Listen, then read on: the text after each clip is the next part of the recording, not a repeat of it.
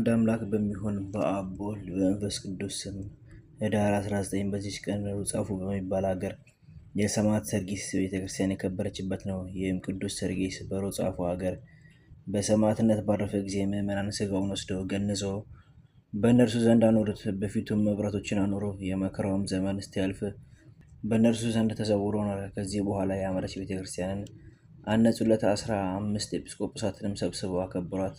በዚችም ቀን ስጋውን በውስጡ አኑሮ ከእርሱም ድንቅ ታምር ተገለጠ። በእምነት ከእርሱ የሚወስዱ ሁሉ በሽተኞችን የሚፈውሳቸው ሽታው እጅግ ጣፋጭ የሆነ የሽቱ ቅባት ከስጋው የሚፈስ ሆኗልና ለእግዚአብሔር ምስጋና ይሁን።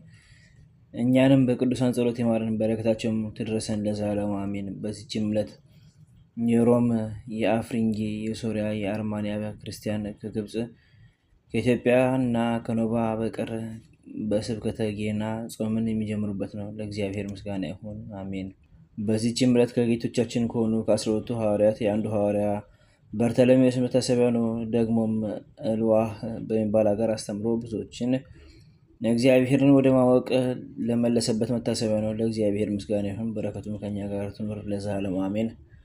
በዚህችም ዕለት ቅዱስ ቴዎፍሎስ ከሚስቱ ጴጥርቃ ከ5 ወር ልጁም ከደማሊስ ጋር በሰማዕትነት አረፉ። ይህም ቅዱስ እግዚአብሔርን በመፍራትና በአማረ አምልኮ ያደገ ነው። ሰዎች ሄደው ቅዱስ ቴዎፍሎስ ክርስቲያን መሆኑን ለመኮንኑ ለአንጢጳጦስ ነገሩት። መኮንኑም በዜውስ ጣዖት ቤት ሳለ ወደ እርሱ ያመጡት ዘንድ አዘዘ። ቅዱሱንም ባቀረቡት ጊዜ አንተ ከወዴት ነህ? ሃይማኖትስ ምንድን ነው? አለው። እርሱም የክብር ባለቤት ጌታ ኢየሱስ ክርስቶስን የማምን ክርስቲያን ነኝ አለ። መኮንኑም በክፉ አሟሟት እንዳትሞት ለአማልክት ሰዋ አለው። ቅዱሱም ክብር ይግባውና ከጌታችን ከኢየሱስ በቀር ለረከሱ አማልክት አልሰዋም አለው። መኮንኑም የሆድ ዕቃ ውስጥ ይታይ ሰቅለው ይሰነጣጥቁት ዘንድ አዘዘ።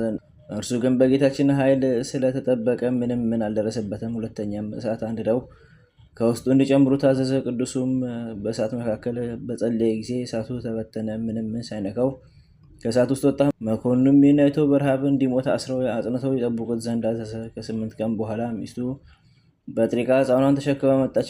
ምስክርም ሆነ በክርስቶስ ይሞት ዘንድ አጽናናችው። መኮንኑም ለቅዱስ ቴዎፍሎስ ምግብ የሰጠው እንዳለ ብሎ ሊመረምር ሄደ። የእስር ቤቱም ደጅ በተከፈተ ጊዜ ጣፋጭ የዕጣን መዓዛ ተቀበለው። ቅዱስ ቴዎፍሎስንም በተነጠፈ መቀመጫ ላይ ተቀምጦ 3 መላእክት ማርና ወተት ሲመግቡት አገኘው። ባየውም ጊዜ ደንግጦ ወደ ኋላው ተመለሰ። በማግስቱም ቅዱስ ቴዎፍሎስን ወደ አደባባይ እንዲያመጡ ታዘዘ። እርሱም ሚስቱ ተከትለው መጣ።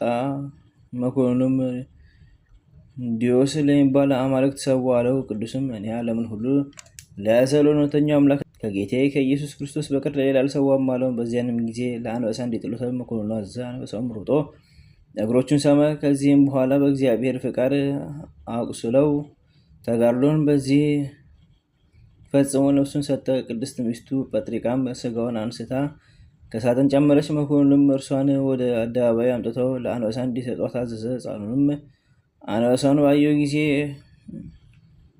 ሳቀ። የ5 ወርም ልጅ ሲሆን አንድ አምላክ በሚሆን በአብ በወልድ በመንፈስ ቅዱስ ብሎ ተናገረ። ይህንም ብሎ በአንበሳ አፍ ከእናቱ ጋር ተበላ። ለእግዚአብሔር ምስጋና ይሁን። እኛንም በሊ ሰማዕታት በጸሎታቸው ይማረን፣ በረከታቸውም ከኛ ጋር ትኖር ለዘላለሙ አሜን። አንድ አምላክ በሚሆን በአብ በወልድ በመንፈስ ቅዱስ ስም ህዳር 20 በዚች ቀን ቅዱስ አባት አንያኖስ አረፈ። እርሱም ለወንጌላዊ ማርቆስ ሁለተኛ የሆነ የእስክንድርያ ሊቀ ጳጳሳት ነው። ዘአቅረብኩ ማሕሌተ ዘኪርየ አእላፈ እምዘምዱከ ዘልፈ ለላነብብ ተወከፍ ዜኔቴ መጽሐፈ እንተለሰከ እግዚኦ ጸዲቀ መሎት ወከፈ እምላቡ ብሎን ዘተርፈ ነቢያት ቅዱሳን ሐዋርያት ሰባክያን ሰማዕታት ወጻድቃን ደናግል አዲዮ መነኮሳት ኢራን ባርኮ በዘቲ መካን እስከ ደገ ይልቅ ወንዶስ ሕፃን ለተጻፈ በክርታስ ወለዘጻፈውን ዘደስ ወለዛሙ ስልጎ ሳሊስ ወለሰማ ቃሎ ወዘነፈስ በጸሎተሙ ማርያም ማረቂተ ኩሉ እንባስ ወሬ ማረነ ኢየሱስ ክርስቶስ በቅዱሳኑ ተጠብቀን በረከታቸው ከኛ ጋር ትኖር። ኦ አምላክነ በከመ ምሕረትከ ወአኮ በከመ አበሳነ አቡነ ዘበሰማያት